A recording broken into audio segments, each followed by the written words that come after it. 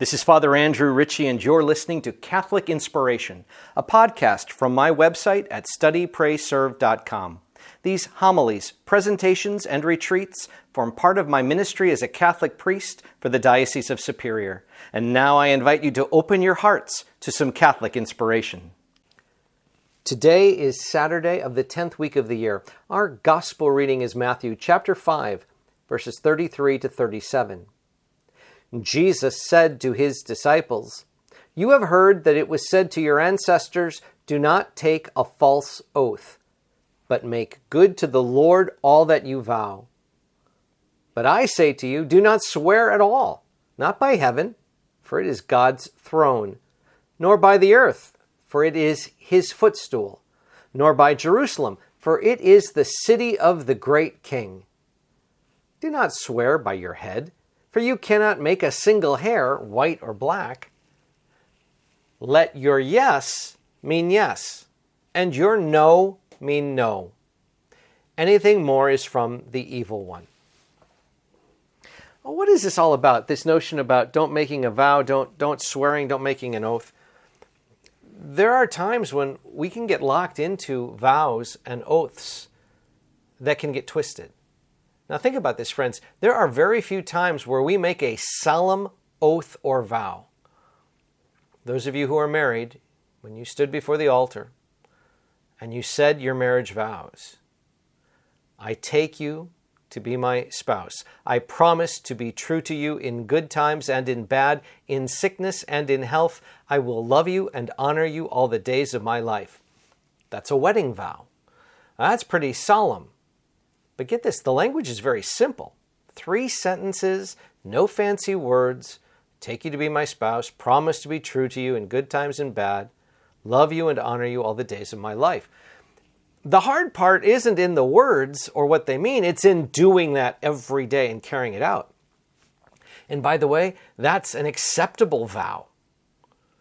I made promises on the day of my ordination to pray the breviary every day. Those sorts of promises, vows, we make them solemnly. I remember placing my hands within the hands of my bishop on the day of my ordination, where he asked, "Do you swear obedience to me and my successors?" That's a vow. And ask any priest or deacon, when the bishop asks them to do something hard, they remember that vow. They remember that promise. It's binding.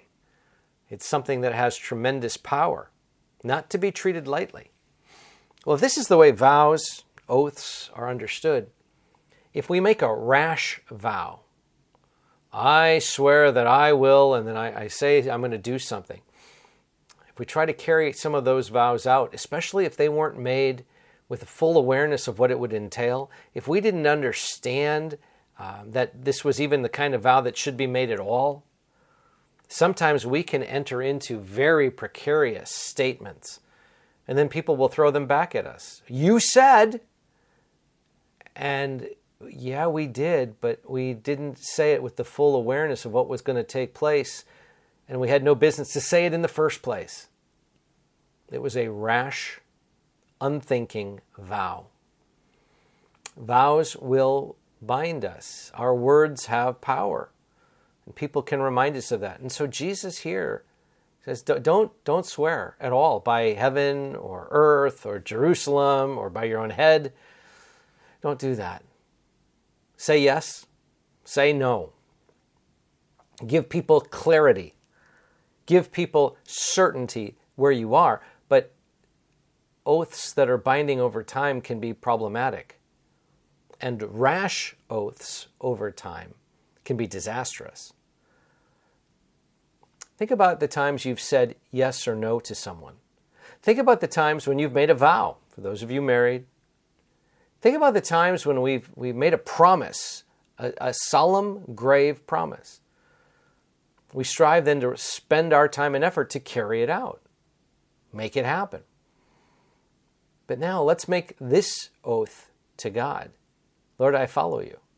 I love you. I trust in you. Teach me, guide me, lead me, show me, strengthen me, so that I can offer my life to follow you with an open heart. Now again, when we're making an oath, when we're making a promise, stating a vow, there are places in life where we're supposed to. And they're beautiful, they're powerful, they're precious. But otherwise, folks, as we walk through life, if someone asks us about something and we can do it, we say yes. If someone asks us about something and we can't, we say no. We recognize that as finite creatures, we're not all-knowing, we're not all-seeing, we can't forecast down into the future. But what we can do is address the present moment.